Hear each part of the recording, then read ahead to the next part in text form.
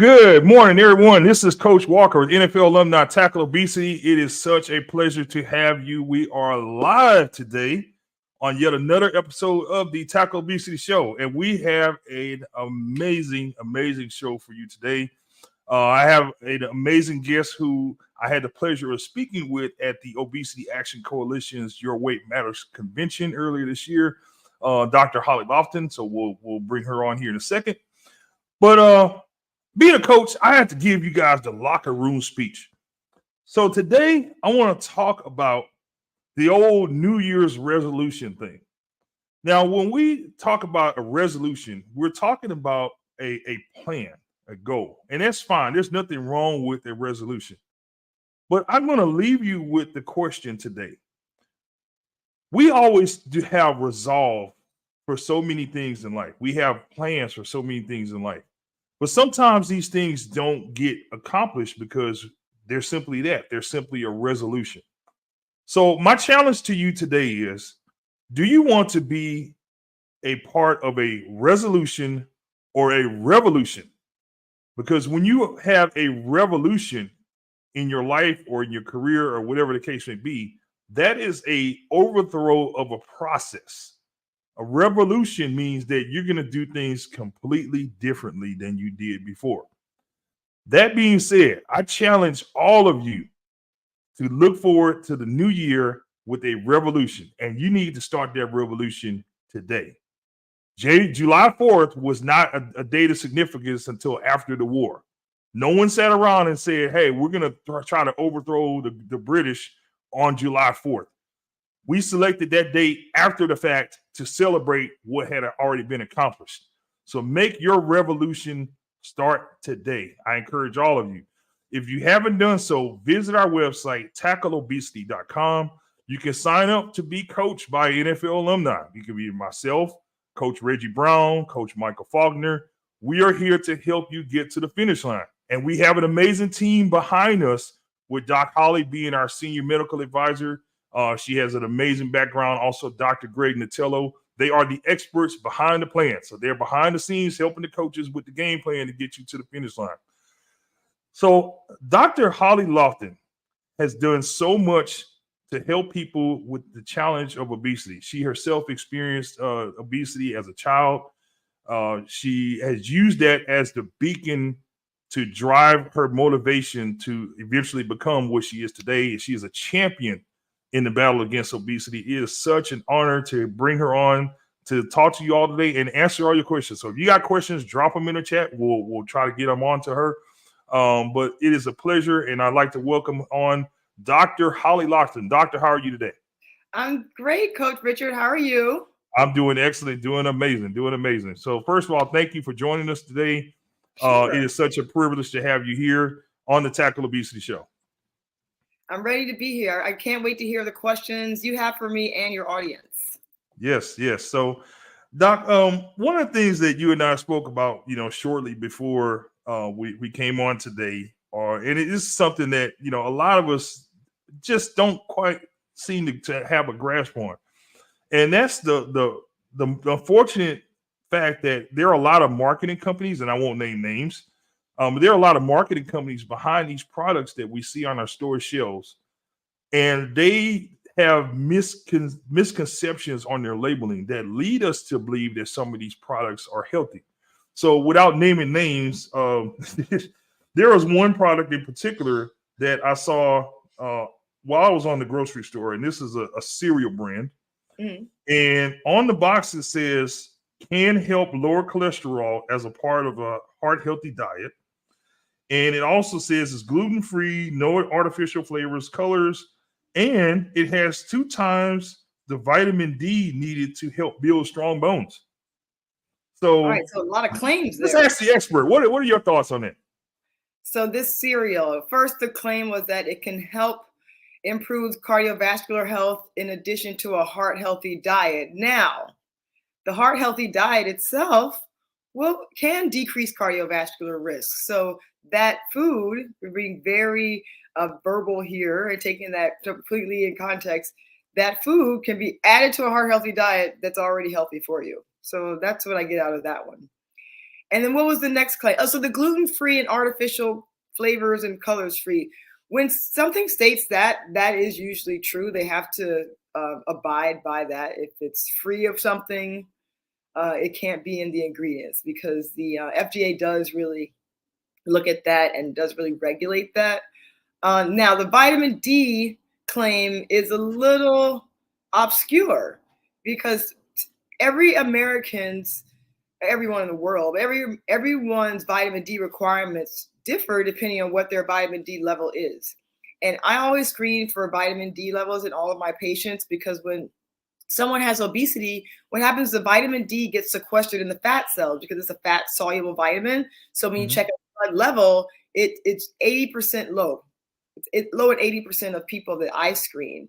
And so needs to supplement that in people with obesity. So while the product probably contains some vitamin D, it's hard to know what percentage of your individual needs might be in that cereal. Well, according to the label, it contains about 4 micrograms of vitamin D per serving. Yeah, we have to convert that into a usable unit. That's the other thing. So when we look at, let's say, a vitamin D supplement, and when we tell people what they need to take, it's in international units. So I have to convert that to micrograms. But in international units, normal amounts is 800 international units. And that's if you have no vitamin D deficiency. For those who do, depending on the level, we recommend 1,000, 2,000, sometimes 5,000 in people who have, say, bariatric surgery, because they can't absorb the vitamin D from the food or the supplement. Wow. While we're on the grocery store, let's walk down another aisle. Because one of the other common areas where we overlook these challenges that come with the labeling are condiments. We don't think about what's in our condiments.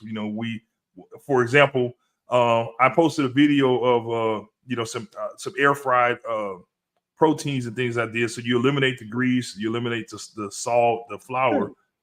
But you can ruin it all if you have the wrong condiments. So talk to me about condiments. Like, what are the things that we should look out for with condiments? Yes, we're talking about those sauces and other products we put on things to make them taste better. And they're often forgotten when someone's doing a calorie log. You said you had a burger and you include the bun, the bread, the patty, the lettuce, tomatoes, and then what else did you put on to make it more tasty? And on that note, I brought some of my favorite condiments right from my cabinet here. So again, without naming names, this is a sweet and sour sauce.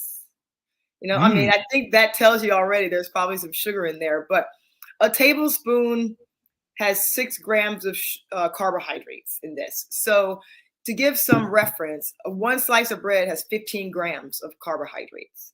So having 2 tablespoons of this is about the equivalent of a slice of bread. So if I put that on my burger, then that's like having a 3rd slice of bread. So those are things I look out from the labels, how much sugar is in this, how much carbohydrates in it. And this is all sugar when I look at it. It's all added sugar. And the ingredients are, oh, look at that. The first one's water and the second one is cane sugar. So not surprising. This is one of my favorites. Again, without putting the labels, I think we know what this is. I love hot sauce. I can tell you, I got as a Christmas present once a jug of hot sauce with my name on it, like written on it. I love hot sauce so much. Hot sauce, it's just vinegar and peppers. It has no calories, really tangy if you like spicy things. But then they get into, again, without labels being revealed, hot honey. This is really famous now. It's really expensive too. So honey is all sugar. And yes, it's natural. And yes, it's from bees, but it's 100% sugar. And a tablespoon of that has a mini carbohydrate content as 1 slice of bread. So knowing what's in your condiment is so important, because it can really throw off the protein to carbohydrate ratio of what you're eating. And I always recommend people have this much protein to this much carb, because if you flip that, then that makes that food more likely to cause fat cells to be formed or get bigger, and also can make you more hungry if something's really carb rich. So if you add a lot of condiments with a lot of sugar, that can actually take your healthy meal, like you said, the wings that you made, and make them really very sugary and not so conducive to weight loss or even weight maintenance. Wow. So my question to that is this, because we all have flavor palettes, and there's no way to avoid that. I Yeah. myself, I'm a diehard sweet guy. That has been my biggest challenge is overcoming that sweet tooth Mhm. that just it continues to wear on you. So what can we have that we can enjoy? What are some things that you recommend that we can get away with using? I by no means want people to live in deprivation because you can only do it so long before it becomes intolerable, right?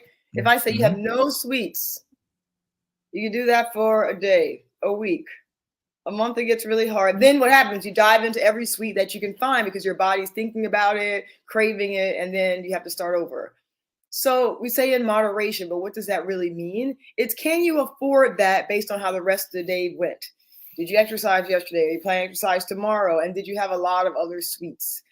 So it's about portion control when it comes to those, well, I hate to call them cheat foods, but the things that we indulge in, Mm-hmm. that some things just should not be everyday foods. We have cake, we can have a slice, not the whole cake. But if you leave the whole cake in your house, the only way it's leaving is if you eat it, someone else eats it, or you throw it out. So I always make a point to have people make a plan for what they'll do with their holiday leftover, whatever their favorite sweet or treat is. Because if you make that one day meal into a month-long event, you'll have a hard time really trying to fight that off.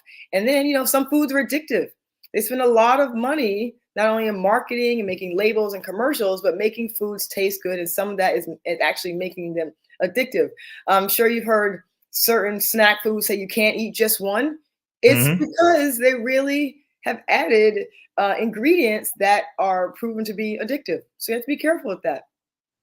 Wow, wow, wow, that's a that's a There's a lot lot. right there. Um, so you kind of touched on this uh, in regards to portion control. Uh, how do we do that long term? Like, what do you think would be the best way for us to strategize to manage our portions? I say everyone should think of portions with something that they carry with them all the time. And that's not a food scale, but it's your hand, right? So your hand has all your portion sizes there. So protein should be the size of your entire hand. So it's your hand for you, my hand for me. We think about the carbohydrates. So these are things like rice, bread, pasta, potatoes. Don't forget things like beans, fruits, corn, peas. These are also carbohydrates. They're not bad foods, but you don't want to eat the whole hand of those. That should be more of the size of your palm. And when I think about fats are things like nuts, seeds, cheese, avocado. That's more the size of your thumb.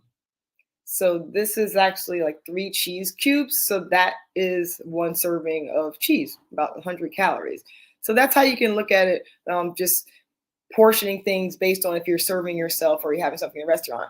Another way you can do this is eat on a smaller plate because it fools the eye that we're eating more when we put the same portion on a smaller plate.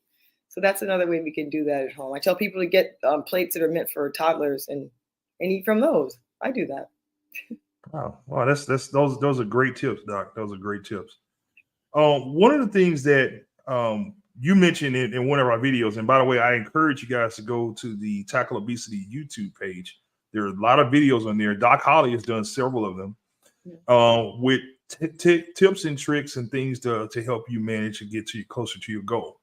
One of the things that you did a short series on was about hydration. And so, can you just tell us a bit more about how important is hydration? And the body is a very complex organism, it's humans. And in order for all of our processes to work, think about it, we have our cells, we have our tissues, we have our organ, we have our body systems.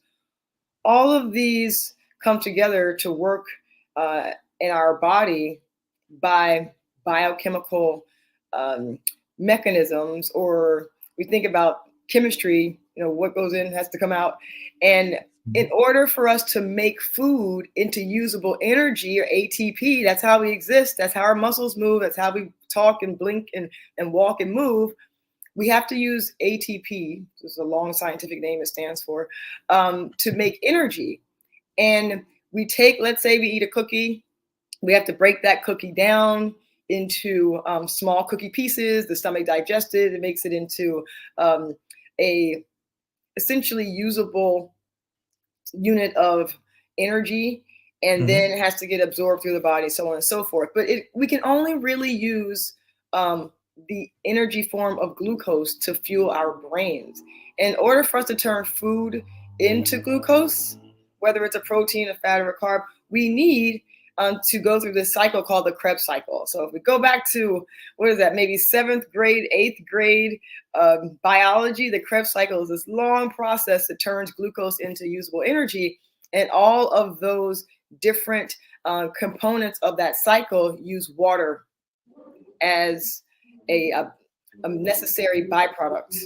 So in order for our bodies to work, we need lots of hydration, and we need to get that hydration from not only water. I say things that are less than 5 calories a serving and non-caffeinated count as water. We can really use them. You can drink things that are caffeinated. You can drink things that are more calories, but I wouldn't say that that's your water requirement for the day. So our water requirements are, you can easily calculate this. I say take your weight in pounds, cut that in half. That's how much water you should drink. So, or if you have your weight in kilograms, that number is the amount of weight that water that you should drink. So we want to drink that throughout the day, so our bodies have all the building blocks to do the processes that it needs. And the other thing is, if you are if you're thirsty and dehydrated, your body can confuse thirst with hunger, and that can lead you to overeat when you're really very thirsty. So sometimes we're actually thirsty and not hungry. Exactly. And I use that as a tip for my patients. If you're hungry, but you don't think you should be, you just ate, drink some fluids, see if that hunger goes away. Because sometimes it's the brain sending us messages to eat, not eat, drink, not drink.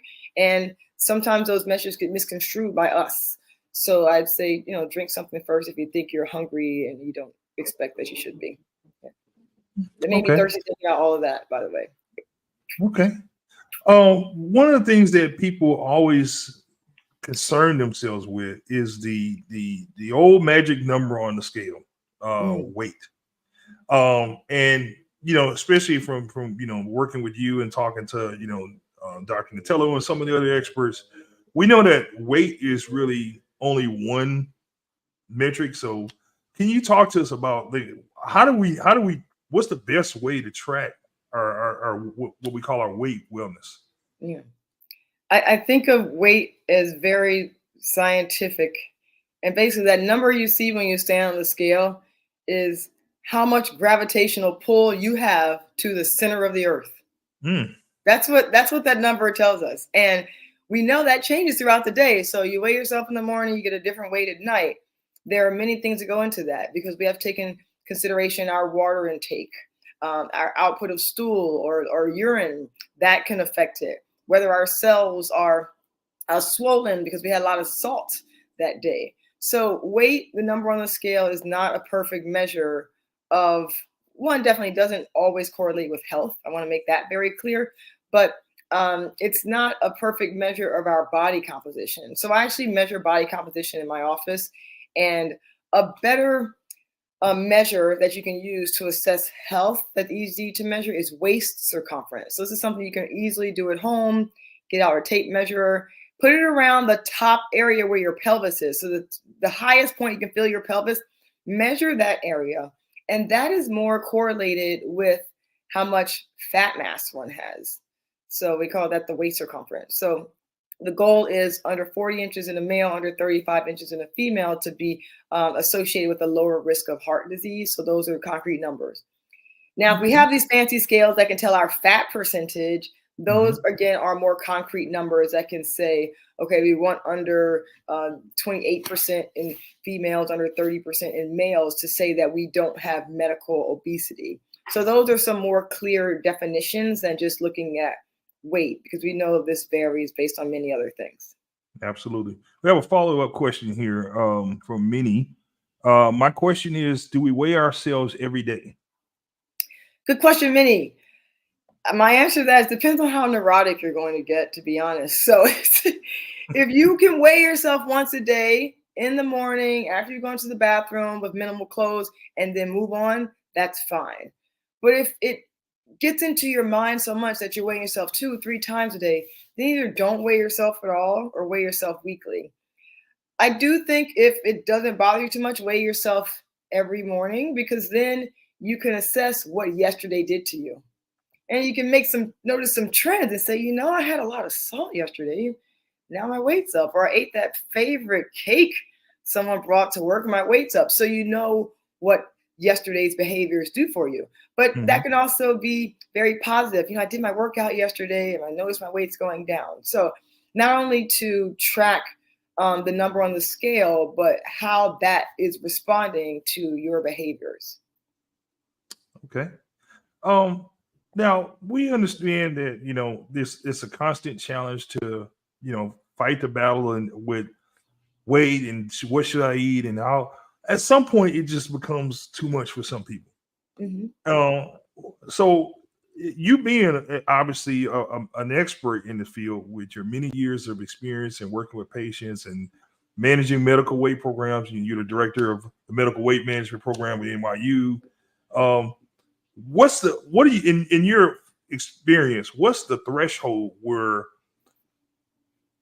you as a person, what is the threshold where, okay, this isn't working, I need to get help from a medical professional? What do you think is the threshold where someone should seek medical supervision for their weight loss? Well, I think you stated it right there. This isn't working.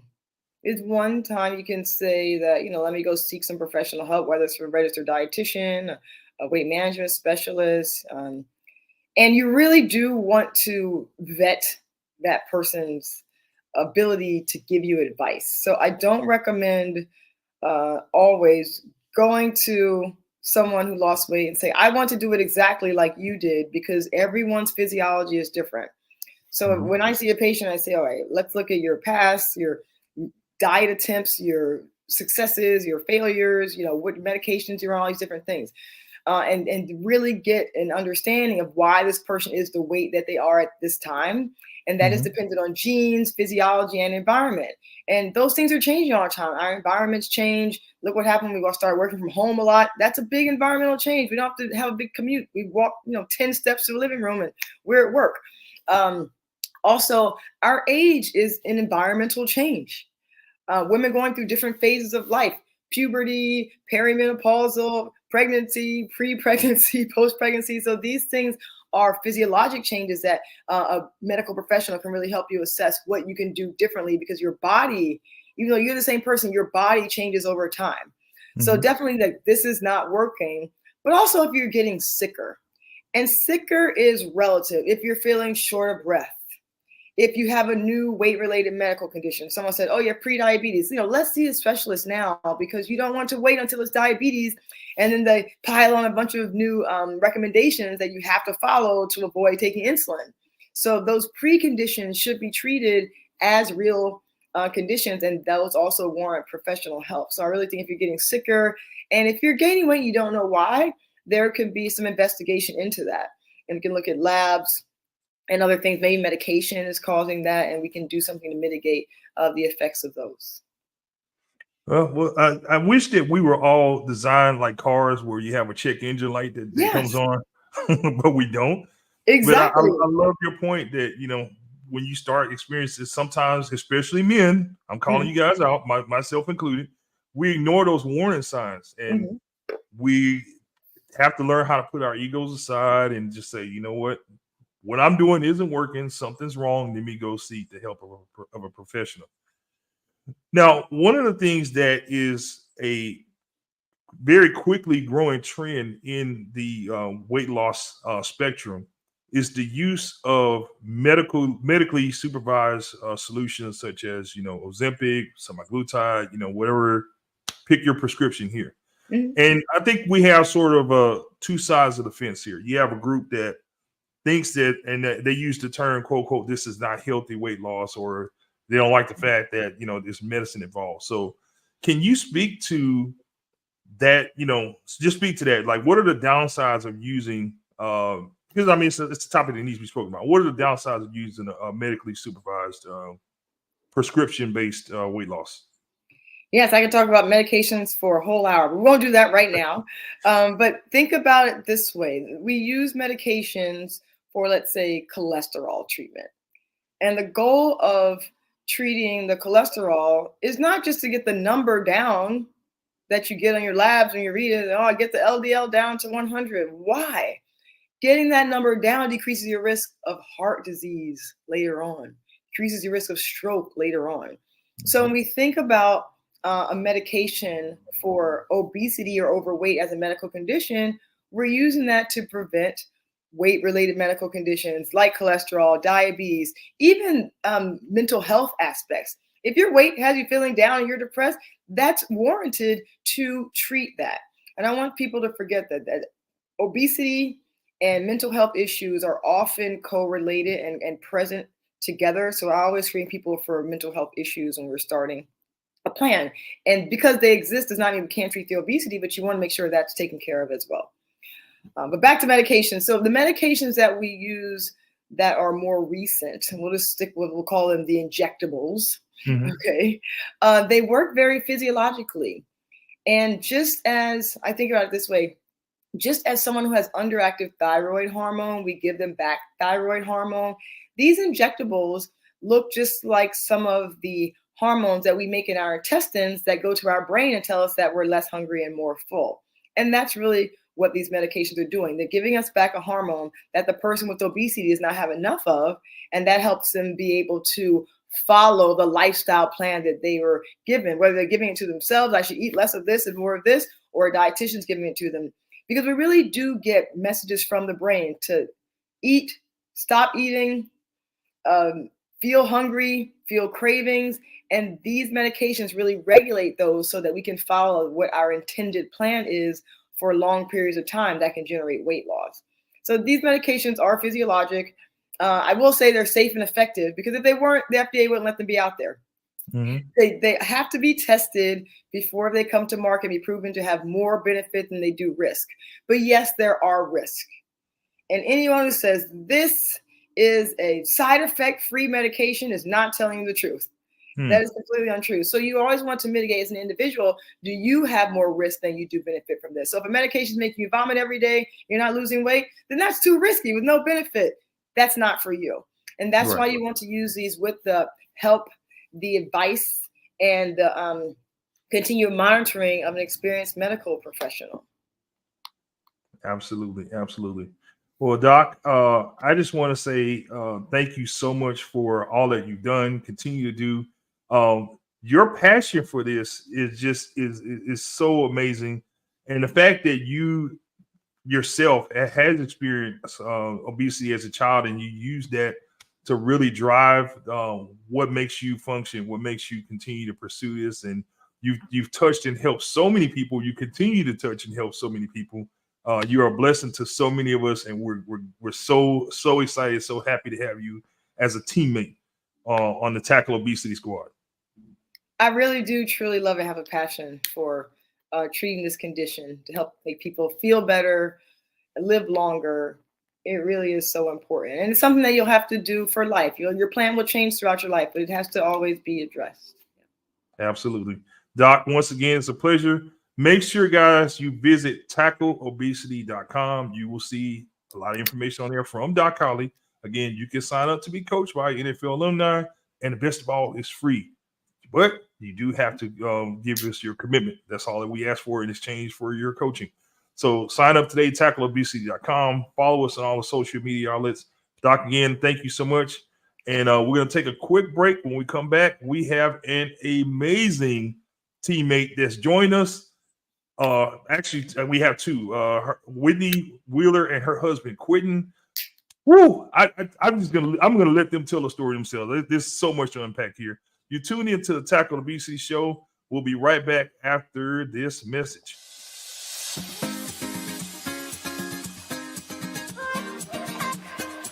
Hi, I'm Dr. Holly Lofton.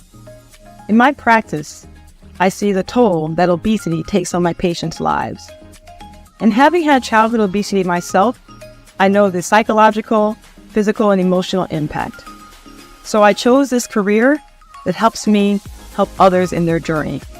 As the Senior Medical Advisor of the 2022 NFL Alumni Wellness Challenge, my role is to help everyone determine the best methods to course correct your current path and lead you on a more positive, enhanced path toward a healthier, longer life, and put obesity in the rearview mirror. All right. Second half. Oh boy, this is the good part right here. We have been waiting on this. So before we do that, I want to address something. And I usually don't give a platform to negativity, but I feel as though it's important that we just grab the bull by the horns and we talk about this. So my next guest, Whitney and her husband, Quenton, they both chose the medically supervised option of a surgical solution. They were both morbidly obese. And I'm not going to go into detail. We're going to talk about their story in a minute. But I want to talk about the naysayers for a second, because there are people who literally go around and try to cherry pick and spew negativity to people who are pursuing wellness. Everyone doesn't have the same game plan, but what matters is that you win at the end.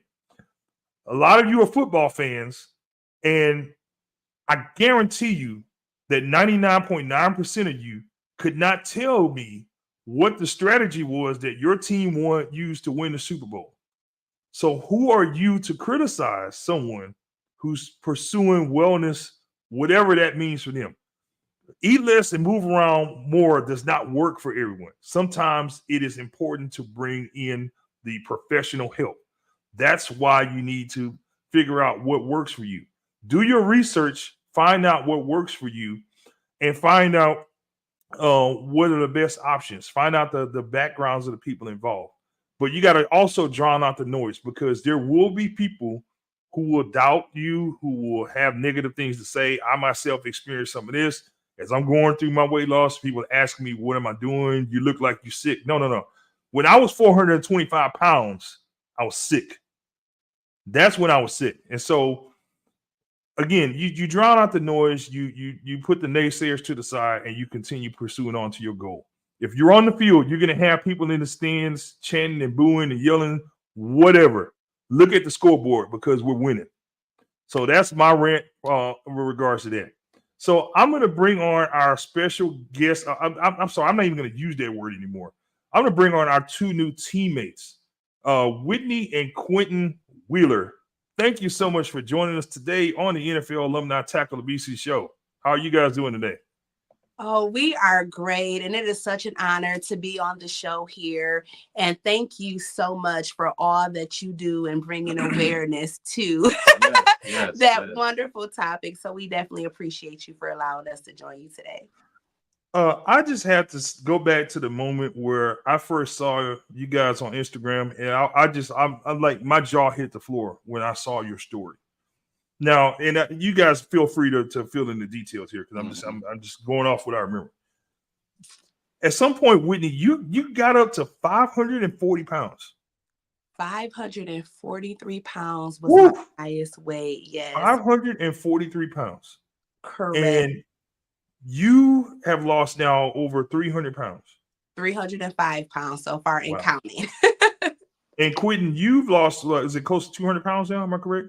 Yeah, it's been almost close to 200 pounds. My highest weight was 596, and I was pushing that 600 club, which I did not want to do. Wow. So as of right now, I've lost a total, I would say, of about 167 right now. Wow. This is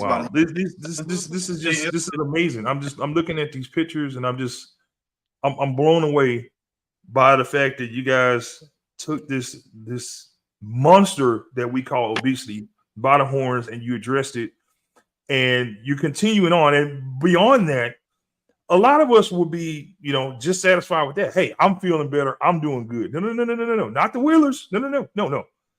You're paying it forward. You're helping people. You're passionate. You're talking to people. You're screaming at the top of the mountain. Get there. Get healthier. fight obesity. You are two of the most ferocious tacklers I've ever met, and I've met just about everybody you can think of in NFL history.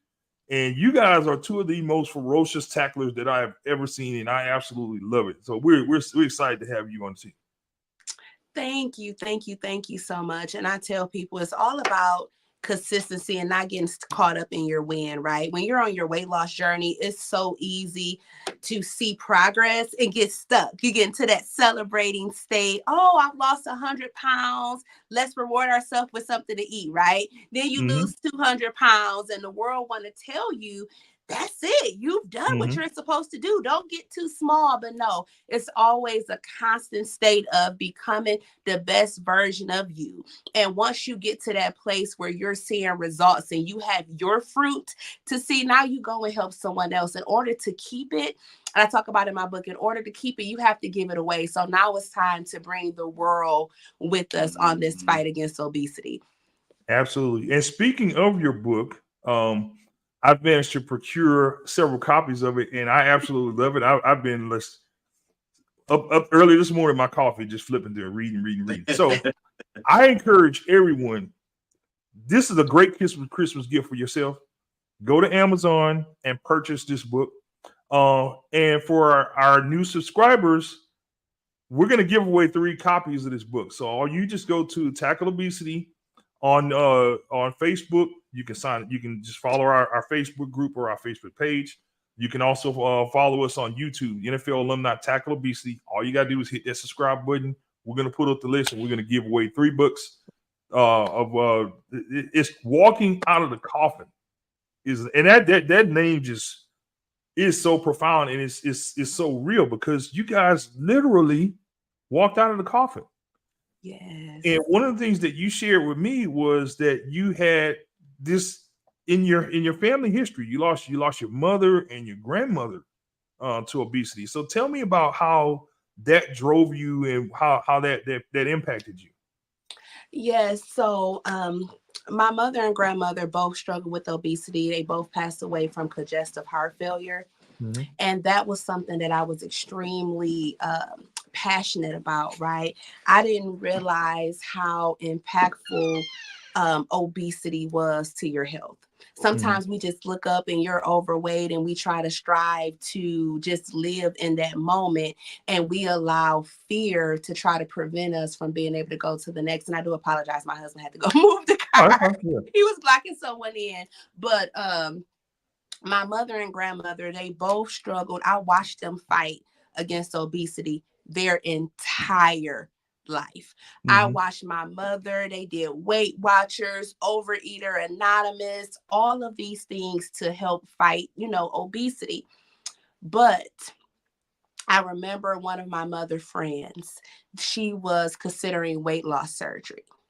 And my family, even though we were caught up in medical issues and struggling with obesity, they allowed the world to stop them from pursuing something that could have saved their life. I lost my mother and grandmother both in their 40s. My grandmother passed away at 48 from congestive heart failure. My mother, she was having this conversation with her friend. She was like, oh yeah, such and such getting ready to have weight loss surgery. That surgery is going to kill her.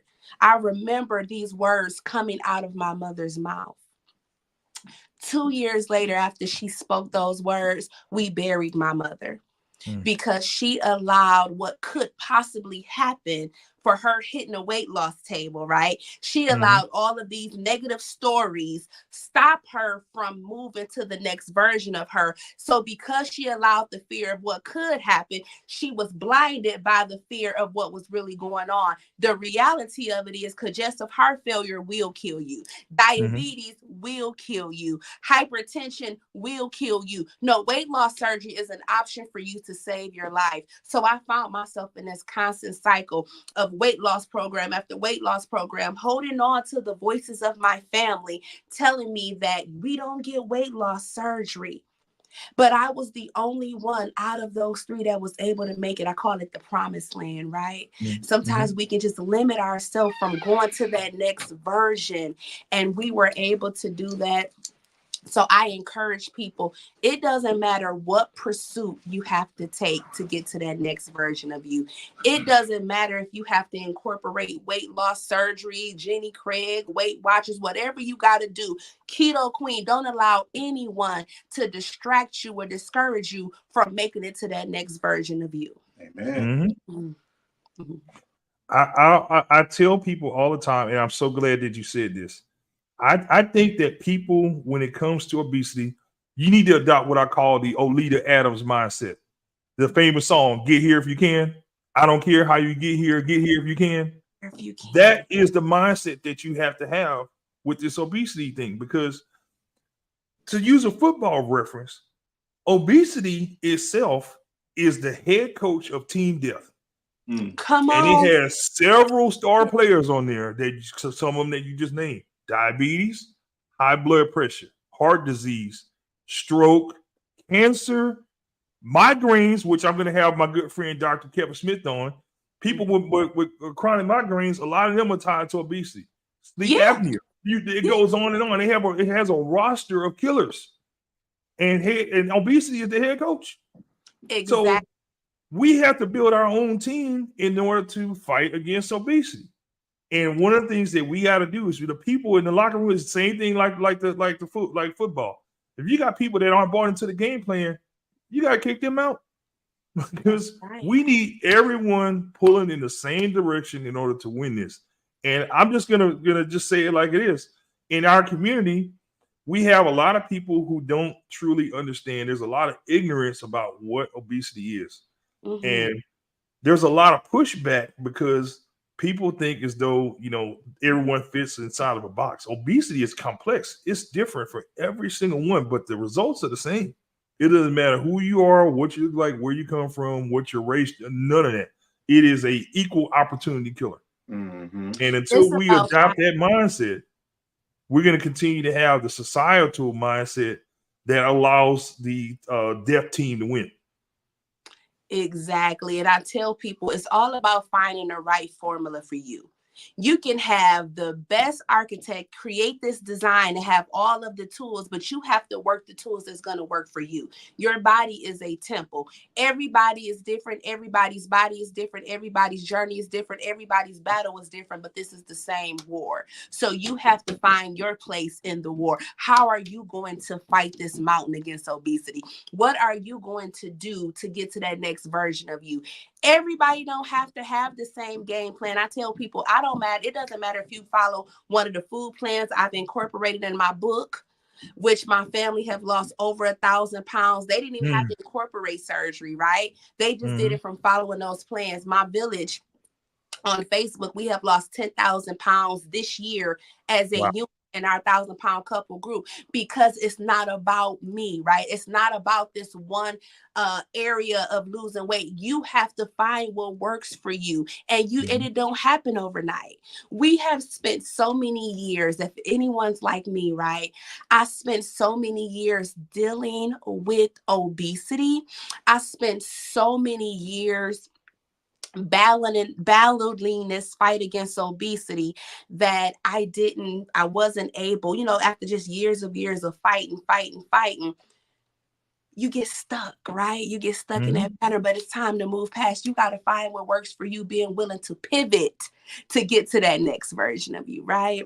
Mm-hmm. So Quenton, let's hear from you, because I'm hard on the men. I'm a coach, so by my nature, that's just how I am. I take it as it comes. I got tough skin. But tell me as a man, because this is something that my good friend OJ Anderson and I, former New York Giant, 2-time Super Bowl MVP, we were down at the OAC, the Obesity Action Coalition convention this year, and we talked about the stigma that's attached to men pursuing health for weight loss. And you know exactly what I'm talking about. I know. Tell me about what type of things that you had to deal with when you started on your journey. What as a man, tell me what that was like. Man, just as far as when I started my journey, I was so unsure about myself. I honestly didn't think that I can do it, so I had to actually change my mindset first. Once I changed my mindset and started focusing on not just how I feel about myself or how other people feel about myself. I had to focus on, my family, my friends, that, if I continuously go down this road that I'm going down, I'm not going to be here to be with them. I won't be here for long. And I had to just think in my mind, like, come on, Quinn, you got to get it right. You have to get it right. You got to lose this weight, because you've seen friends pass away before they even, went to college from obesity. You've had friends that has died from obesity, but you're going to sit down here and continuously think like, oh, I don't care what people think about me. I'm just going to continue to do me. I'm going to continue to be who I am. No, that's not the mindset you need to have. You have to think about other people as well as yourself, just to make sure that you're going to be there and be there for them when they need you. Absolutely. So one of the things that I know, especially with you guys being a couple, is that you have to be on one accord in order for it to work. You can't be on a weight loss journey without your wife not being on board, or vice versa. So we're going to start with the boss here, Whitney. What was that like? Starting on this, like, who started the journey first, and like, did you have to pull him on board? Like, tell me about that relationship in regards to, like, how you guys managed to start working together. That is a great question. So my husband and I, we actually met in college, and then he ended up moving out. We met in Michigan. He moved to Missouri. When he moved, I started my weight loss journey. So I started posting. This was 2014. I started posting on Instagram, gained a following over on Instagram, did very well, lost 150 pounds. It was great. And then I ended up moving here. So in my mind, I said, all right, I'm moving to Missouri. We're going to get married. I'm going to help him get on this weight loss journey. We're going to lose this weight. But in reality, it's easier to pull somebody down than to lift them up. So I hadn't really came face to face with my challenges of obesity. I was a food addict. And instead of dealing with my issue with food, I transformed it into my journey. So now I became addicted to my journey. But the first time I was in a different environment, moving, relocating, leaving my job, moving down here with him, he introduced me back to all the old habits.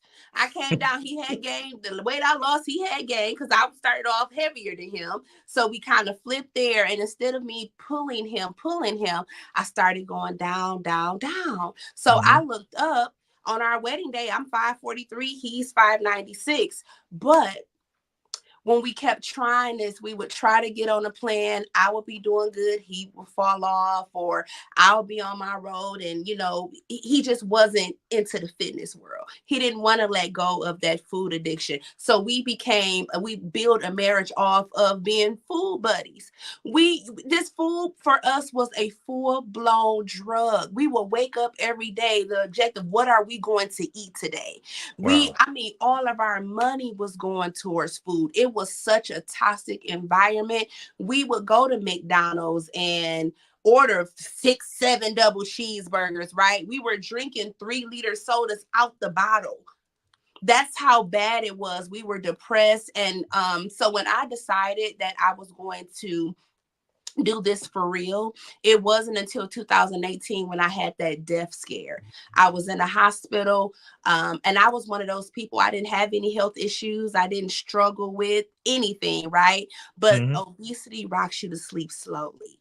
If you continue to be in that coffin, it's gonna come. So 2018, I went from 0 medications to 11 medications. I didn't realize there were weight limits on hospital equipment. If you exceed that hospital weight limit, they will send you home because they can't help you.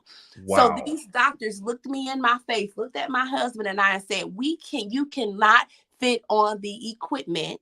We cannot properly diagnose you. My blood pressure was 268 over 190, stroke level. They sent me home with not even a blood pressure medication because my weight exceeded the hospital equipment. That's when I realized it ain't about being the fly big girl. It ain't about how cute you look. It ain't about how much makeup you have on. It don't matter if you in the baddest sorority, Zeta Phi Beta, you know what I'm saying? It did none of that mattered at that point. It didn't matter that I was married. None of that mattered because I was facing death. Wow. And when that happened, that's when I made a decision. I said, God, I know you are not a God of a second chance or a third chance, because I lost weight before, but you are a God of another chance. And if you allow me to wake up tomorrow, I am going to not only make this change, I will share my story with the world. I made that promise. And even then, my husband, he didn't step up right away. Mm-hmm. He will watch me not eating carbs and still go by McDonald's, right? He saw that death scare, but it still didn't stir something up in him. It wasn't until I looked at him and I was getting ready to prepare for I had made a decision that I wanted to incorporate weight loss surgery after losing 120 pounds naturally. I told him, I said, I'm doing this with or without you. It was no longer because at this moment, he can't live for me and he can't die for me. So I had to make a decision. You either finna be on this thing with me or you gonna watch me from the back, because I can't allow my life to be in danger, because it's not fair for you to bury me in my 40s like my mother died, right? I'm not even 40 yet. So I had to make that conscious decision. And then how did it feel when you finally got on board with this? We got Man, it felt great to actually come up on board, because again, like I said, I didn't care about my weight, to be honest with you. And no matter how big I got, I just simply didn't care, because I was, just comfortable with just being me, and just felt as though like, I'm the best version of myself no matter what size I am. But the one moment that made me really, change my mindset is I was at work, and I got up from work, got up from my desk, and I walked to the bathroom, and I was completely winded. It was like a 50 feet walk. Wow. It wasn't even a far walk. I walked to the bathroom and I got completely winded. Like, I mean, I was like holding on to the railing in the bathroom, trying to catch my breath. And I'm like, this has never happened to me before. I was always the person to be a mobile, big guy, but for me to get up and walk to the bathroom and be winded and tired, I was like, oh, no, I had to change that. I had to change everything. So not only did I go ahead and jump on board, but at that moment, I used to be a smoker, immediately quit cold turkey. No patch, no anything. I stopped smoking that day. 2 packs a day, we were both doing it. Wow. I was like, it got to happen right now. If it don't happen right now, it's not going to happen. You're not going to live to see anything. You're not going to have a future. Wow. So I was like, I got to go. I got to do it. So I took off running with her. After being in the hospital, right? Yeah, and I was in a hospital. I was in a hospital. And another thing is I had a real bad case of sleep apnea. Like, I would seriously, literally be in the middle of a conversation with somebody, instantly fall asleep.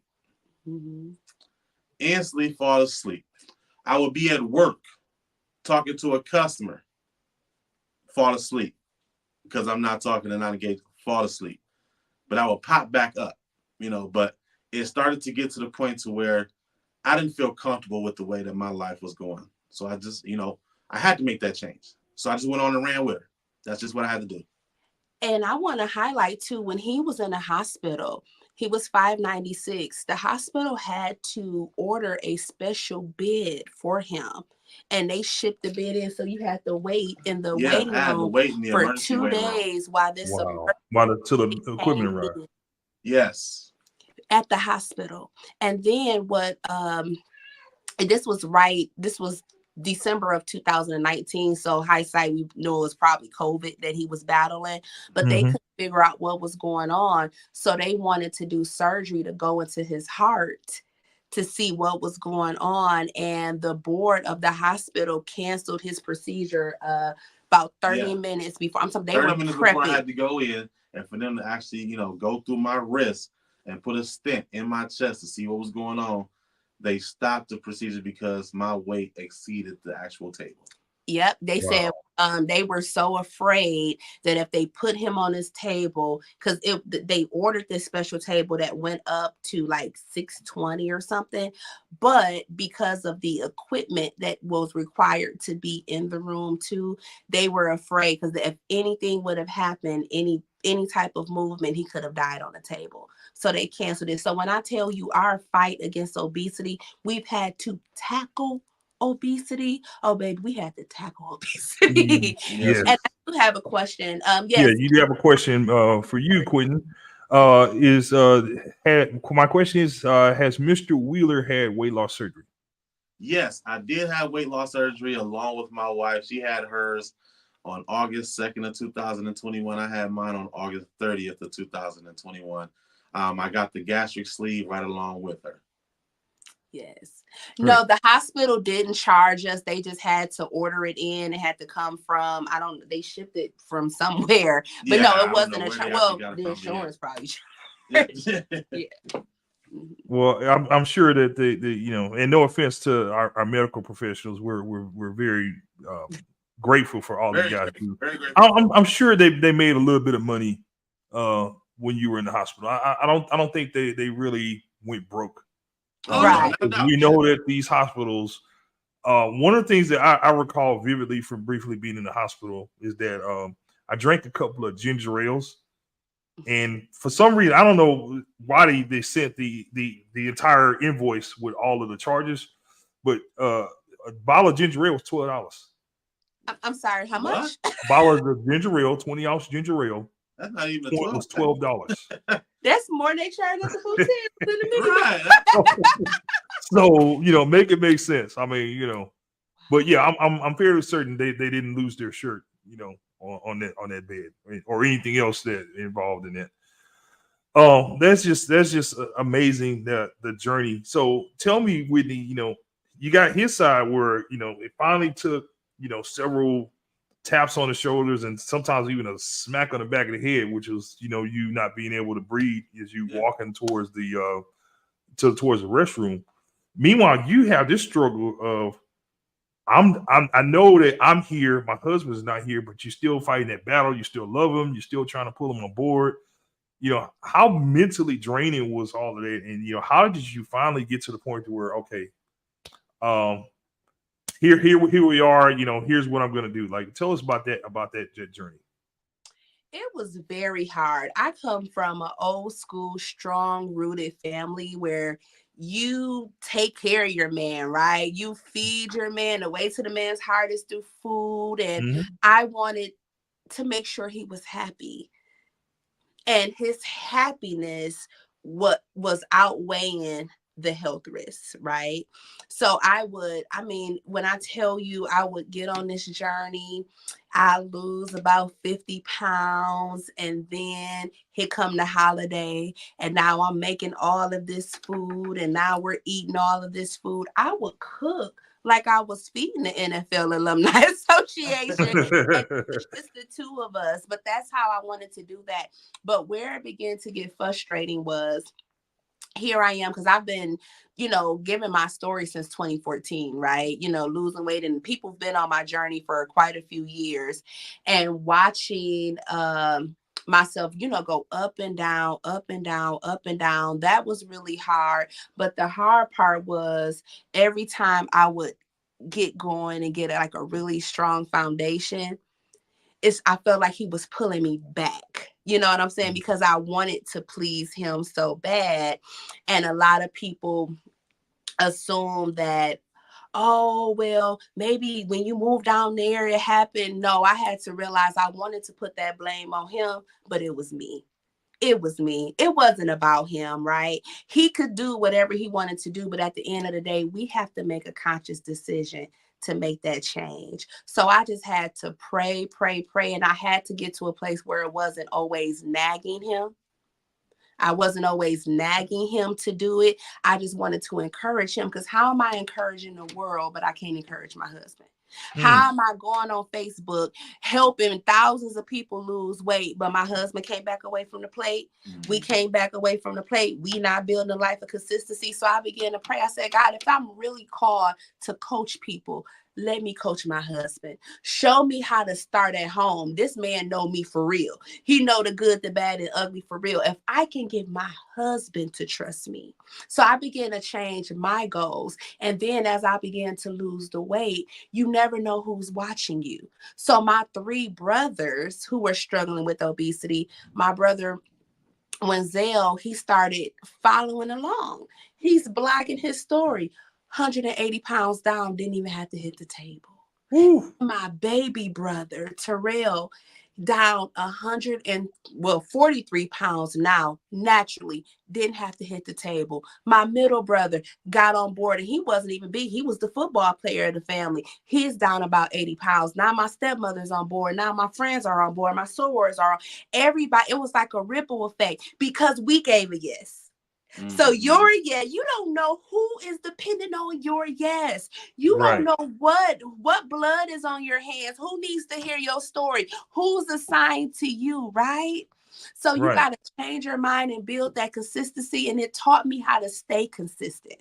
No more ups and downs, no more rewarding myself with food. We had to really crack down and just get it together, right?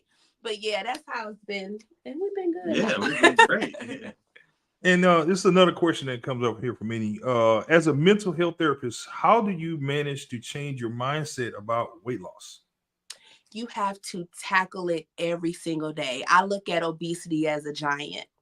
And the first thing you have to do is defeat your diet. In order to defeat it, you got to cut the feet off of it. So I had to cut off the things that were keeping me in that realm of obesity. I had to change some of the foods I'm eating. I couldn't hang with certain people. I had to change my environments and situations. That's how you defeat it. Now you can defeat it, because once you cut the feet off of something, it falls. So now obesity is no longer this giant. It's laying down. So now how do you keep it? You have to keep hitting it over and over and over again. So there's no letting up, right? You don't have you carb cycle, but you don't have this moment where there's a finish line. You have to wake up every day and be committed to your success. Wake up every day, be committed to your journey.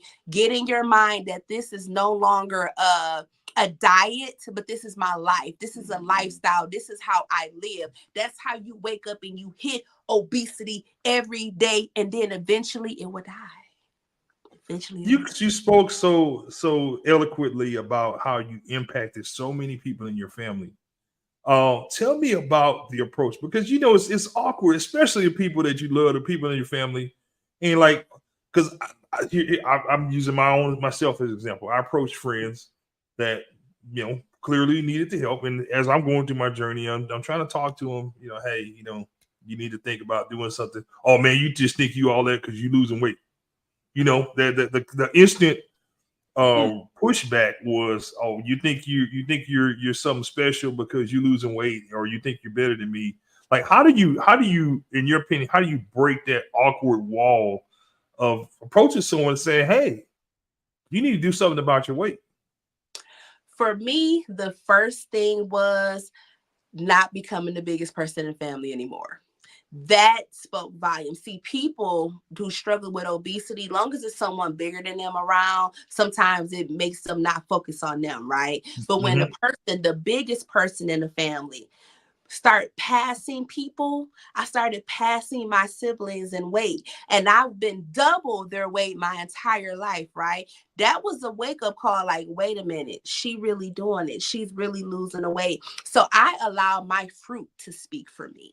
See, I'm an atmosphere shifter, so I don't ever go in telling my story. I let my fruit speak, and then I feed you my fruit. Meaning, if you see me and I've lost X amount of weight, I'm not going to condemn you for where you are.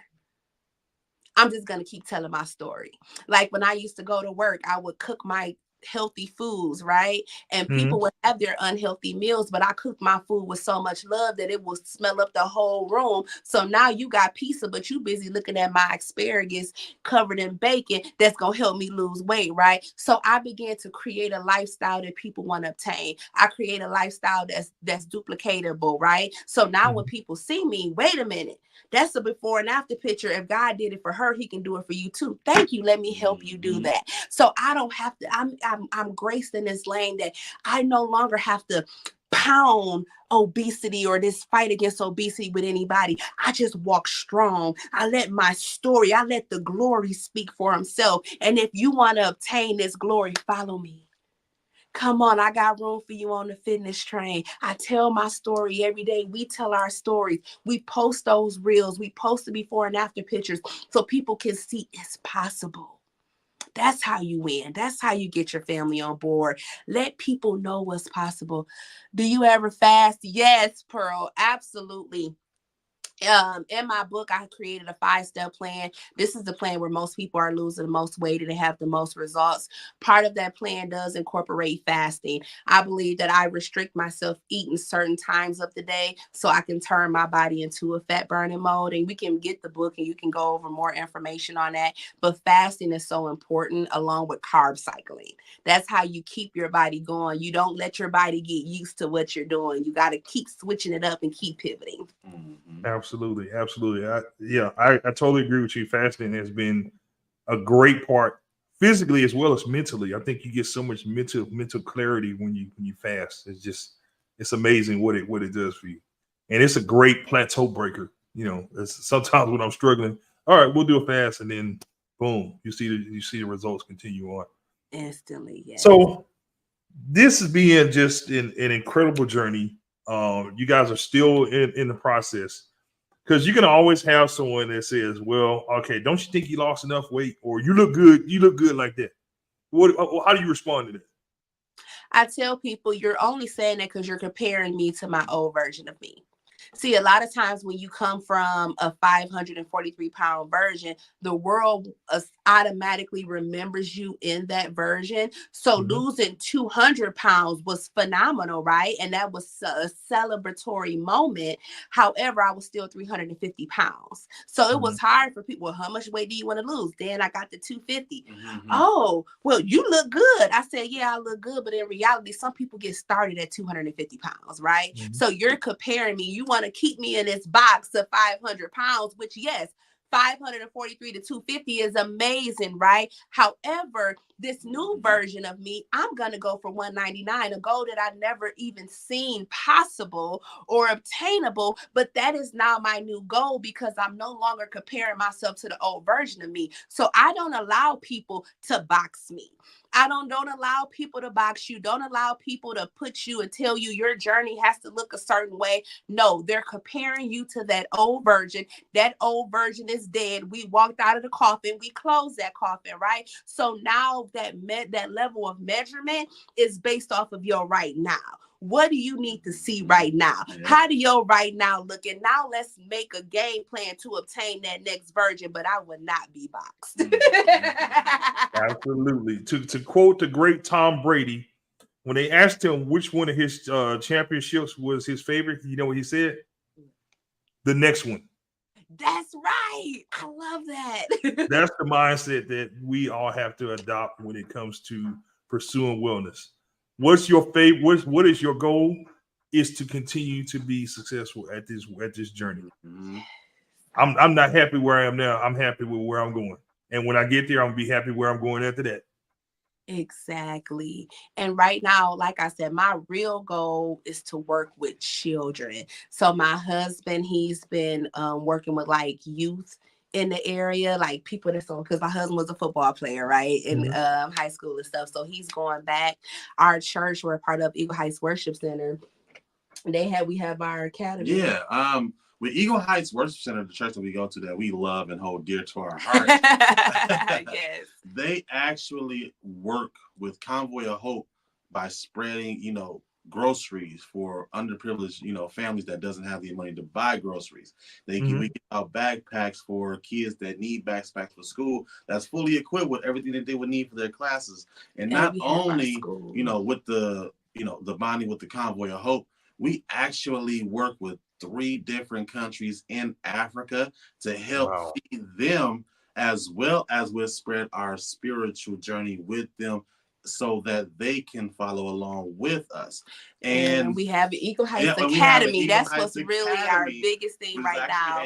Which is actually a nonprofit private school that helps children in between the ages of 3 and 13, that doesn't go to public school, that's, dealing with ADHD or PTSD or mild autism, or even that's being bullied and just, that they just can't, basically be able to stick up for themselves like that in that type of manner. We try to build confidence in them. And the kids that do go to that academy have excelled beyond measures from being in that public school.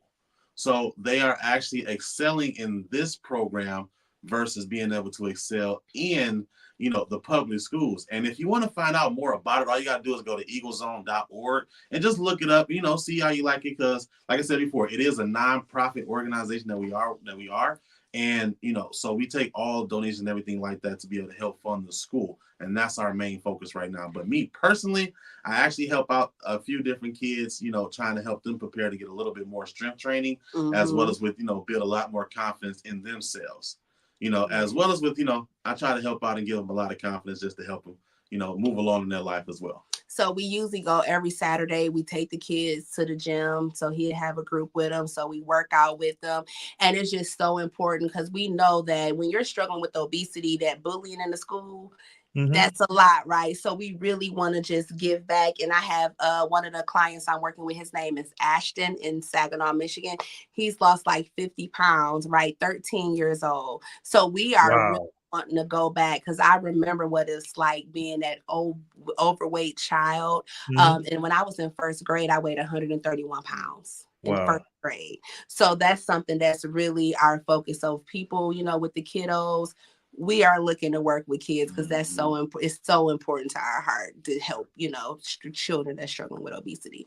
What do you say to parents that has an obese child and they're trying to figure out, how to support their child and how to, address their child's obesity? Small changes makes big goals.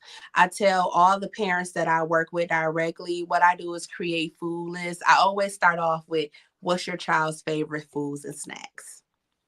So I get a list of all of the food and snacks, and then I provide them with food options to still give them those flavors and stuff, but just in a healthier way. And that's been very successful, right? Just cutting out the carbs, getting them into protein, teaching the parents how to meal prep, right? McDonald's can't be the go-to all the time, but also helping the parents to build that communication gap with the child, because bullying and stuff is very high. But I talk about in my book the impact my grandmother gave to me. She told me every day I was beautiful. She instilled so much confidence in me that even me growing up, when I had the bullying and stuff, I just thought they were jealous, right? There's not enough parents pouring that positivity into young girls and young men to just let them know, even if you are overweight, that's not the end of the world. Let's work through it, but really promoting the health part with it. Absolutely. Well, Quenton, you mentioned that you work with underprivileged children in areas that may have some financial challenges. So if I am in and I grew up from the hood, man. So I speak from me too. For sure. Well, how do you address someone when the finances come up as a reason for not eating healthy? Well, when they come up, it's probably if it's a financial issue, I let them know, like, you can go pick an apple from an apple tree for free. Just you can honestly go to a shop and basically, there's a lot of different meal substitutes that you can actually get that's for lower prices. You don't necessarily have to always buy the junk food that's at 50 cents for a bag of chips, or or like $1 for, a candy bar or something like that. You can take that $1 and, you can go to a farmer's market store and get like a bushel of strawberries or something like a couple bananas or, like an orange, because fruits are just like snacks, but, they're more healthier. You still get the sugar intake. You still be able to, be hyper off of the fruits. Honestly, and to me, they taste better. There's no preservative. It's all natural. So, I mean, I try to tell, the kids, hey, make a smart choice when you actually want to go out and, buy food. Like I said before, you don't have to always spend your money on candy. Use it and save it up to be able to go, you can buy something healthy. If you feel as though that you need to maybe, I would say, if you don't want to buy a soda, go buy something like a bottle of water and take that $1 and go buy 10 packs of Crystal Light or the non-sugar packs that you can put in the water, shake it up, and it tastes just like a regular Kool-Aid juice. Right. And we do offer those. My fruit punch right here. My Hawaiian punch. Exactly. Keep them locked and loaded, 5 calories. Give the parents those resources like we have at the, the different resources we have, because we get it. Sometimes those financial burdens. So when we take the kids to the gym with us, we make sure all of those fees are covered. And we do try to, we're big givers. So we try to give back as much as we can. So when parents do reach out and it is a concern, we do. Like we'd take a child to go get their hair done. We'd take a child to go buy a couple outfits and stuff. I know we can't impact everyone, but if we can start with one, the right impact would definitely be leave that long lasting effect. Right. So, and that's such an amazing impact that you guys have, because it's tied hands in hand with financial literacy. If you have the money to spend on fast food, you have money to spend on good food. Exactly. I love what Pearl said here. Some stores have reduced produce areas at a low cost. Absolutely true. Yes, Pearl. Yeah, absolutely. Absolutely. And some of the stores have they'll have like reduced they'll reduce like the price of meats and things like that too. So I'm sorry, about taking the time doing the research, and these are all just great tips and things that you can do to add. Sherry says infused water is a good alternative as well to add. Yes, absolutely. You are looking at a reformed water hater here. I had the biggest issue with just drinking water because it's always been for me soda or something like that. I was a soda addict. I was drinking 3 cases of soda per week. I would go every Sunday and I would buy three 12 packs of soda, 1 for the car, 1 for the office, 1 for the crib.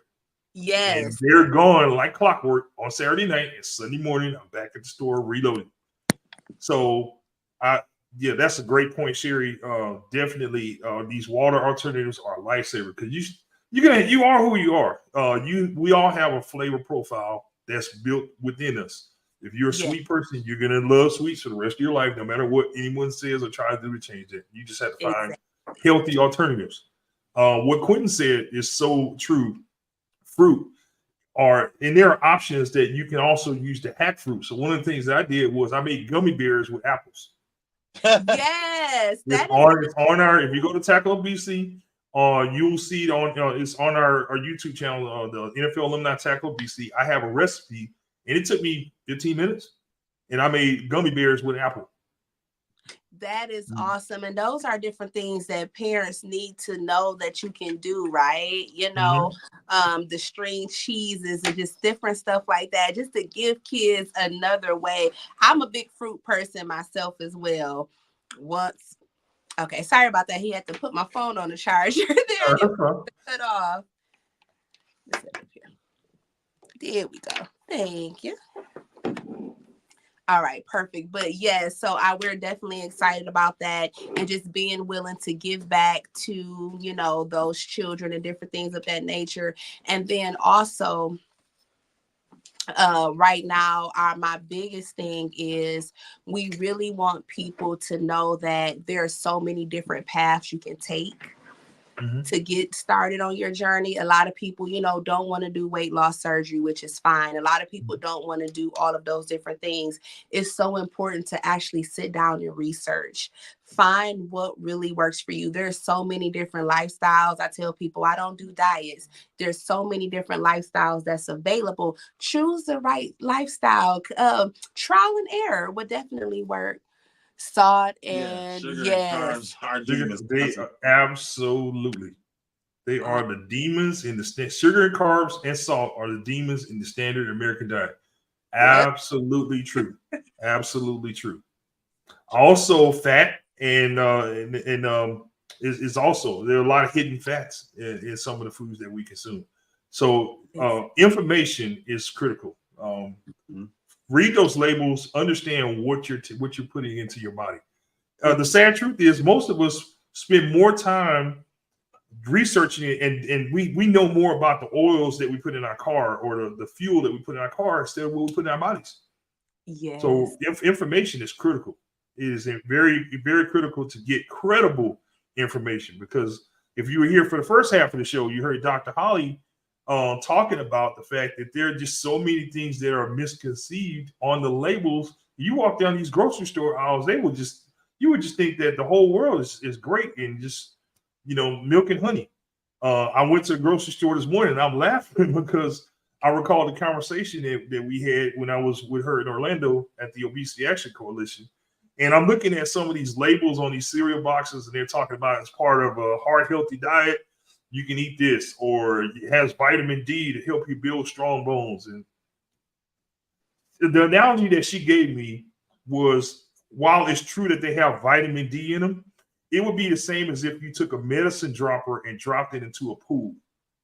And yes, there's vitamin D in that water, but how much? How much? So information is critical, but you combine that with the motivation and or another critical thing that, and you guys are also doing this, and you can kind of tell me about this. How important is it to have a coach? Having a coach is actually is a great thing, to be honest with you, in my mind, because a coach is going to always hold you accountable. A coach ain't going to be your friend. A coach is going to tell you the truth no matter what happens. And he or she are going to motivate you to be able to be a better person, no matter how mad you get at them, no matter how much you want to maybe yell and curse them out. They're going to still be the same person. They're going to come back the next day. You ready to work harder than what you did yesterday? And you ain't going to have no choice but to respect them and continuously do what you do with them. Exactly. I actually have a coach and a mentor, and both of them are so important. It's such an important part of your journey. A coach holds you accountable, and you want to find you a coach that has already accomplished what you want to accomplish. So they're able to see things that you're not able to see. If you get you a coach that have already walked the path, so your path can be easier. So get you someone that can speak life into you, someone that can guide you, someone that has a system that's going to work for you, right? So having a coach and a mentor more so helps me with mindset and that spiritual walk. And then my coach, of course, not just the weight loss coach, but just the overall business coach, business experience. So if that's something that you have been hesitant about, invest in yourself. It's a seed. I know coaches aren't free, but when you sow a seed, you can expect a harvest, right? Sow a seed, get you a coach, and I promise you it'll be life-changing. You know all about this, Quentin, being a former football player, how critical it is to have a coach that is going to tell it to you like it is. And there's a reason why there's so many coaches on the staff, because everyone specializes in a certain thing. You have an offensive line coach, you have a receivers coach, you have a running backs coach, you have a defensive line coach, you have a defense coordinator who brings all those guys together. Then you have an offensive coordinator who does the same. Then you have a head coach who brings everyone together. So you have that same, if you have that same support system within your life, when you have different people that you can rely on to help push you toward your goals in all these different areas, in this particular case with your wellness, that's what's going to be the key component to help you accomplish your success. If you think about every successful person that has ever accomplished anything of significance, there's someone behind them that was coaching them. Yeah, that support system. That's the common thread. All of them. Muhammad Ali, Michael Jordan, LeBron James, you name it. Pick a name. Even in business, in movies, in whatever the case is someone behind them that's coaching them. Michael Jackson was coached. Great as he was had someone that coached him. So coaching, to your point, is critical. Sherry here says she uses what's called the Yuka app. It shows you the hazardous additives in so many foods. The logo is a carrot. Love it. Information. Wow. Definitely gonna try to look into that. That's a great point. Love it. And then another one here for Van. I think that people are so used to going down certain aisles in the store, they never venture off to the other ones. Yes. A must to read labels. Use the outer aisles because that's where all the produce and fruit are. No offense to my friends in the grocery business, but the stores are designed like a maze for a reason. Yes. They want you to walk up and down certain aisles because if you don't know how grocery stores are designed, they don't sell the product itself. They sell the shelf space. And the stores are designed to keep you in there as long as possible because the longer you are in there, the more likely you are to purchase. And everyone, all of those retailers that you see, all the fancy names, they get in front of some type of procurement manager for the grocery business, and they all battle for shelf space and positioning. That's why you'll see some of the stuff right by the cash register, and you know what's usually there is those last minute impulse purchases. That's why you see the things that you really need most critically are at the back of the store. So you have to walk all the way through and pass through this maze of aisles in order to get to the things that you most commonly need. So understand what's on the opponent's game plan, and then you'll know how to counter it. Yep. That's it. Absolutely. Yes. All right. This has been a great conversation. We are so excited to have our two new teammates. Yes, sir. Coach Quenton and Coach Whitney. This is just the beginning. You guys can expect to see way more of these two. We're going to work together in so many different ways because this is just such an amazing journey that you guys are on, and you're bringing people with you, and that's what this is all about. So, you are two of the most ferocious tacklers that I've ever seen. No offense to my good friend Vaughn Miller, and the great Reggie White. Rest in peace to him, and several others. Bruce Smith. I know very well. No offense to you guys, but you guys weren't tackling like him. So, again, how can they find you guys on social media? Yes. So for me, my name is Whitney Shalon Franklin Wheeler on Facebook. Please follow. Also on Instagram and TikTok, I am BigGirl_working_out. And for any speaking engagement, you can feel free to email me at contact@whitneyswheeler.com. And if you want to find me on Facebook, my name on there is Quenton Grundy Wheeler. If you want to also follow me on Instagram, it's going to be Big Q Working Out. _ If you want to follow my Twitch gaming, I'm on there as Grundy SK on Twitch. And I am also on TikTok. I really don't do TikTok too much, but I am on TikTok as just regular old Big Q. We're definitely gonna have to bring you back for the gaming segment, Quenton, because I'm an old school gamer. So okay, I'm one of the members of the elite million point club in Gallagher.